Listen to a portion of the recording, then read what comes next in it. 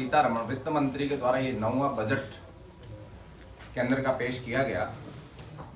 आज बाड़मेर जिले का सौभाग्य है कि राजस्थान सरकार के मंत्री आदरणीय के विश्नोई जी हमारे बीच पधारे हैं। मैं आदरणीय मंत्री जी से निवेदन करूंगा कि आज बाड़मेर जिले की प्रेस वार्ता करें। सभी को नमस्कार। सर्वप्रथम मैं धन्यवाद देता हूं सभी मीडिया कर्मियों को। धन्यवाद देता हूं मैं हमारे देश के यशस्वी प्रधानमंत्री नरेंद्र मोदी जी को। धन्यवाद देता हूं मैं हमारी वित्त मंत्री आदरणीय निर्मला सीतारमण जी को। कर्तव्य भवन से प्रथम बजट और लगातार इस तेज गति से बढ़ते हुए भारत का 9वीं बार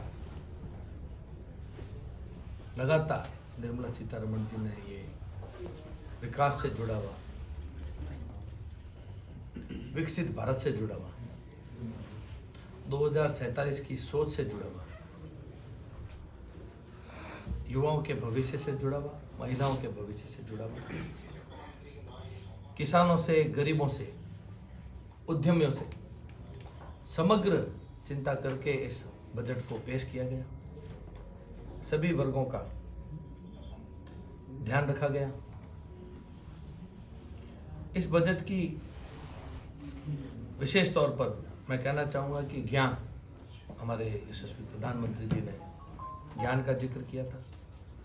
जी से गरीब, वाई से युवा,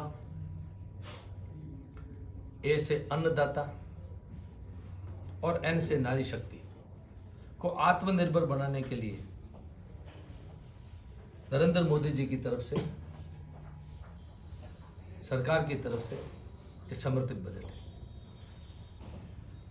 हमारे प्रधानमंत्री जी नरेंद्र मोदी जी पिछले वर्ष लगभग 350 से अधिक प्रमुख सुधार लागू किए गए और जिसके अंदर लेबर कोड सुधार बहुत ही महत्वपूर्ण विषय है। हमारे मनसुख मांडविया जी अभी लेबर मिनिस्ट्री का दायित्व है।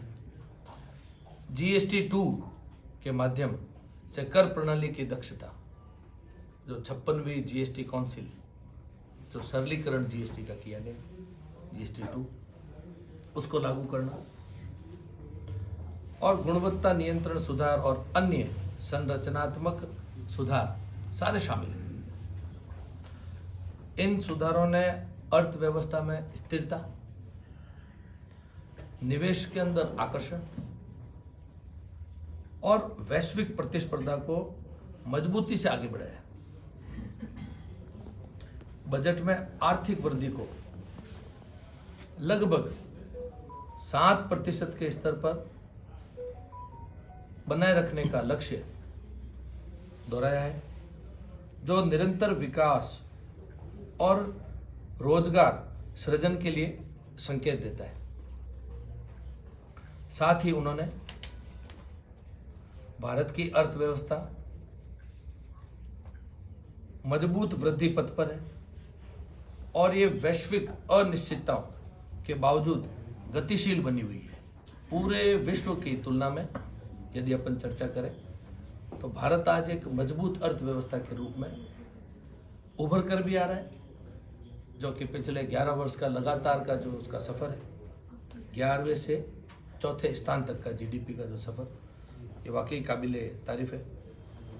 बजट के अंदर बायो फार्मा शक्ति नामक का एक बड़ा कार्यक्रम पेश किया गया, जिससे अगले 5 वर्षों में लगभग 10,000 करोड़ का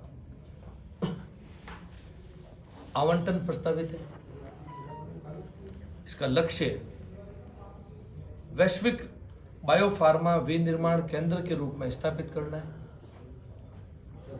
जिससे बायोलॉजिक और बायोसिमिलर उत्पादन क्षमता विकसित करना, अनुसंधान और नवाचार को प्रोत्साहित करना शामिल है। इस रणनीति के तहत 3 नए नाइपर संस्थान स्थापित किए जाएंगे और मौजूदा संस्थानों को भी उन्नत किया जाएगा। बजट ने इंडिया सेमीकंडक्टर मिशन 2.0 की घोषणा की है, जिसमें सेमीकंडक्टर इकोसिस्टम को मजबूत करने के लिए 40,000 करोड़ का बहुत बड़ा अमाउंट है सेमीकंडक्टर को लेकर के। ये विकसित भारत की तरफ बढ़ते हुए कदम को दर्शाता है। ये देश को तकनीकी आत्मनिर्भरता की दिशा में आगे तो बढ़ाई गई और चिप निर्माण, डिजाइन और आपूर्ति श्रृंखला में वैश्विक प्रतिस्पर्धा सुदृढ़ होगी। बहुत बड़ा कदम है ये 40,000 करोड़ का। पर्यटन क्षेत्र में IIM के सहयोग से 10,000 गाइडों के कौशल उन्नत और खेलो इंडिया मिशन के माध्यम से अगले दशक में खेल क्षेत्र में बदलाव लाने का लक्ष्य युवाओं को नई दिशा देगा। आज एक लंबी फहरिस्त हिंदुस्तान की गोल्ड, सिल्वर, ब्रॉन्ज मेडल के अंदर पिछले 11 वर्षों के अंदर अपन लगातार देखते आ रहे हैं। बजट में रेयर अर्थ कॉरिडोर की घोषणा की। ये आने वाले समय में बहुत ही महत्वपूर्ण कदम, जिससे उड़ीसा, आंध्र प्रदेश, तमिलनाडु, केरला के खनिज समृद्ध राज्यों में प्राकृतिक संसाधनों को समेकित संसाधन और प्रसंस्करण नेटवर्क विकसित होगा। आने वाले समय में बहुत ही रेयर अर्थ का महत्व हिंदुस्तान के विकसित भारत की तरफ बढ़ता हुआ बहुत बड़ा कदम है। ये योजना घरेलू आपूर्ति क्षमता को बढ़ाएगी, संवेदनशील तकनीक, उद्योगों और आवश्यक सामग्रियों की निर्भरता को भी कम करेगी। युवा भारत के लिए सेवा क्षेत्र पर विशेष जोर बढ़ाया जाएगा। 2047 तक सेवा क्षेत्र में 10% वैश्विक हिस्सेदारी हासिल करने का भी लक्ष्य है। प्रत्येक जिले में महिला छात्रावास, ये आज तक का एक ऐतिहासिक कदम है। महिला छात्रावास स्थापना, लगभग 10,000 करोड़ रुपए का प्रावधान, 1.5 लाख केयर गिवर्स और 1 लाख संबंध स्वास्थ्य पेशेवरों को प्रशिक्षित करने का लक्ष्य। बजट के माध्यम से नेशनल फाइबर मिशन सहित वस्त्र क्षेत्र के लिए 5 प्रमुख पहलों की घोषणा की गई, जिसका उद्देश्य प्राकृतिक और आधुनिक फाइबर्स में आत्मनिर्भरता को बढ़ावा देना है। खादी, हथकरघा और हस्तशिल्प सुदृढ़ करने हेतु महात्मा गांधी ग्राम स्वराज पहल, ये भी बहुत बड़ा हैंडीक्राफ्ट, हस्तशिल्प निर्मित उद्योग को भी ये काफ़ी संबल देगी। बजट में 7 नए हाई स्पीड रेल कॉरिडोर की घोषणा, जिसमें प्रमुख मार्ग मुंबई पुणे, पुणे हैदराबाद, हैदराबाद बेंगलोर, हैदराबाद चेन्नई, चेन्नई बेंगलोर, दिल्ली वाराणसी, वाराणसी सिलीगुड़ी, जो क्षेत्रीय कनेक्टिविटी, औद्योगिक संवर्धि और जीवन स्तर को बेहतर करेंगे। बजट में 17 कैंसर और दुर्लभ रोगों के लिए दवाओं की कस्टम ड्यूटी में छूट की भी घोषणा। ये एक आम व्यक्ति के जीवन से जुड़े हुआ बड़ा ही महत्वपूर्ण कदम, ताकि इन महत्वपूर्ण दवाओं की उपलब्धता और किफ़ायती दरों में सुधार भी हो सके। इसके साथ साथ मेडिकल टूरिज्म को बढ़ावा देने के लिए स्वास्थ्य हब और चिकित्सा शिक्षा नेटवर्क विकसित करने की रूपरेखा भी पेश की गई है। बजट में उच्च स्तर के बैंकिंग समिति गठन का प्रस्ताव रखा गया है, जिसका लक्ष्य वित्तीय क्षेत्र में स्थिरता तथा प्रतिस्पर्धा को बढ़ावा देना है। नारियल, चंदन, कोको, काजू जैसी उच्च मूल्य फसलों का विशेष सहायता खेलो इंडिया मिशन की शुरुआत करके खेल को राष्ट्रीय स्तर पर प्रोत्साहन देने का लक्ष्य रखा गया है।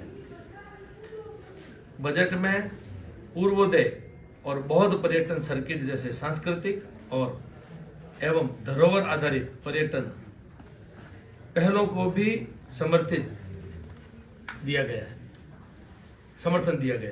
2026 में भारत नई दिल्ली में ग्लोबल बिग कैट्स समिट की मेजबानी करेगा, जिसमें अंतर्राष्ट्रीय स्तर पर करीब 95 देशों में सहभागिता अपेक्षित है। ये जैव विविधता संरक्षण और वैश्विक साझेदारी को बढ़ावा देगा। ये बजट विकास, आत्मनिर्भरता, वैश्विक प्रतिस्पर्धा और सामाजिक भलाई के आयामों को संतुलित तो करता ही है, साथ साथ में आने वाले समय में विकसित भारत का जो मोदी जी का सपना है, उस सपने को भी आज हमारे युवाओं की सोच को भी विश्व स्तर पर जो चौथे स्थान से तीसरे स्थान की तरफ बढ़ने के लिए भी संबल देगा।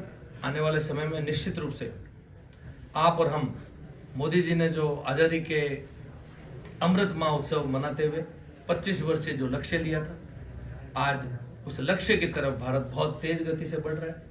चाहे वो इंफ्रास्ट्रक्चर हो, चाहे वो हर समग्र विकास के लिए आवश्यक कदम धीरे धीरे करके हर बजट के अंदर अपने को कुछ ना कुछ महत्वपूर्ण कदम बढ़ता हुआ लगातार नजर आ रहा है। बहुत बहुत धन्यवाद। जय हिंद, जय भारत, जय राजस्थान।